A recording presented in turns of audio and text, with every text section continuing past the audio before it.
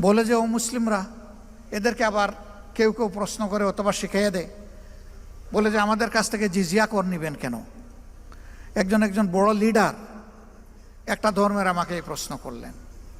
আমি বললাম একেবারেই সঙ্গত প্রশ্ন আপনি করেছেন। আচ্ছা আপনি বলুন তো আমাকে, মুসলমানরা যাদের সম্পদ আছে তাদেরকেও তো জাকাত দিতে হবে ইসলামী রাষ্ট্রে। কয় তা তো দিতে হবে। যে আপনি কি জাকাত দিবেন? কয় না, আমি তো মুসলমান না, আমি জাকাত দেবো কেন? তো জাকাত তো আল্লাহর নির্ধারিত ট্যাক্স। এই ট্যাক্সের সাথে রাষ্ট্রে অন্যান্য ট্যাক্সও থাকবে, তবে এটা হচ্ছে মূল ভিত্তি।